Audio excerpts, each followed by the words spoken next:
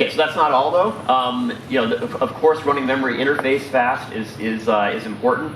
But as you guys know, compression as a technology is an area NVIDIA is incredibly passionate about, and we have world-class experts in this area, and we leave no stone unturned in terms of our investment in this. Basically, if you can compress the data so you don't have to send it off chip, that's a direct performance benefit.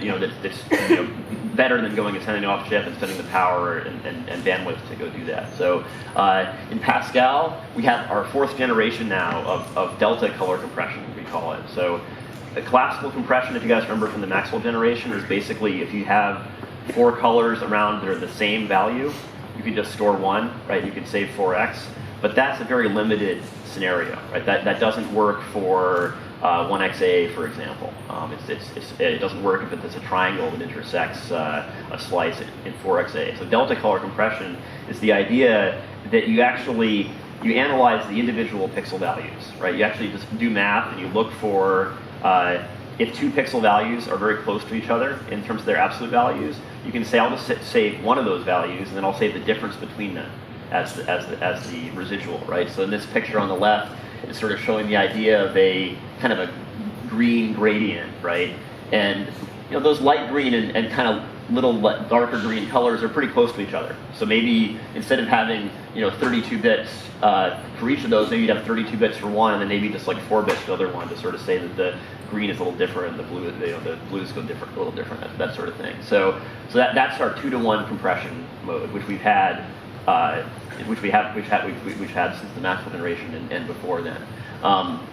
We enhanced in this generation. So the idea is we still have a 2-to-1 mode, but we're a lot smarter now about different ideas to explore. So basically, every packet that comes in, we'll test multiple different experimental ways to compress it. So okay, well, maybe these pixels can be a delta off each other, maybe these pixels can be a delta off each other, and we'll try to find the best fit. And if we can look more often, we're more likely to find a fit where we find a combination that's actually able to compress 2-to-1. So that's an enhancement we made in this generation. We also extended this delta color compression. We found that there's often cases where actually you can even go beyond 2-to-1. So we have a new mode, which is a 4-to-1 delta color compression mode. So if you have imagine the skybox, the sky of the game, right? That's very shallow gradients that are changing, right? So you could actually go beyond 2-to-1. You can go to 4-to-1. That's our new 4-to-1 mode, which saves even more bandwidth. And then we have an 8-to-1 mode, which combines that 4-to-1 delta compression with more of a classical, same pixel value compression. So if you're running an AA, for example, with multi-sampling, oftentimes you'll have adjacent pixels that are the same value, and then the ones in the neighborhood might be different. So we combine those together, we can get an 8-to-1 compression ratio.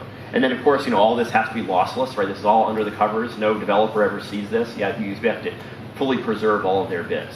So in the end, if none of these work, then we can go over to uncompressed. Okay, so here's an example of how this works. So this is a screenshot from Project Cars showing a road here, and I'm going to show you Maxwell.